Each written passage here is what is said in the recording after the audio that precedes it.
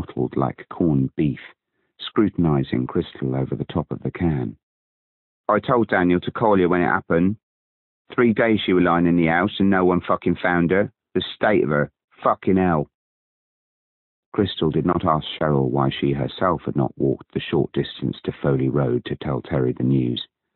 Evidently the sisters had fallen out again. It was impossible to keep up. "Where is she?" asked Crystal.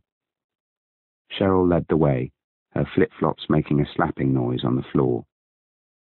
"Hey," she said as they walked, "I had a call from a journalist about you." "Did you?" "She gave me a number."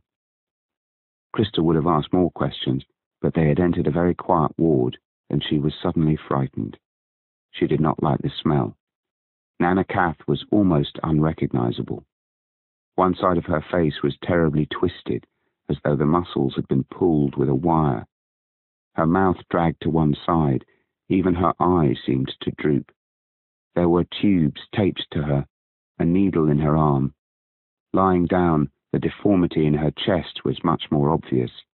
The sheet rose and fell in odd places, as if the grotesque head on its scrawny neck protruded from a barrel.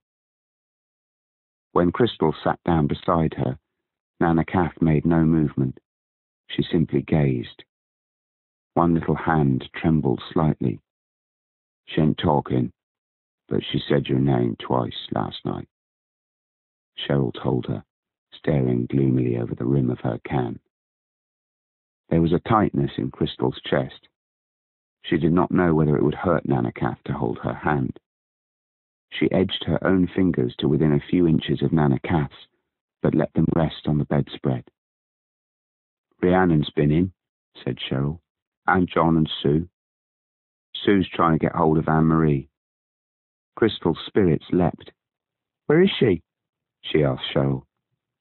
"Somewhere out Frenchy way. You know she's got baby now." "Yeah, I heard," said Crystal. "What was it?" "Dunno," said Cheryl, swigging coke.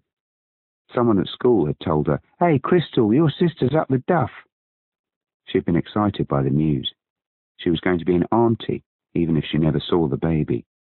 All her life, she had been in love with the idea of Anne-Marie, who had been taken away before Crystal was born, spirited into another dimension, like a fairy tale character, as beautiful and mysterious as the dead man in Terry's bathroom. Nana Kath's lips moved. "What?" said Crystal, bending low, half scared, half elated. "Do you want something, Nana Kath?" asked Cheryl, so loudly that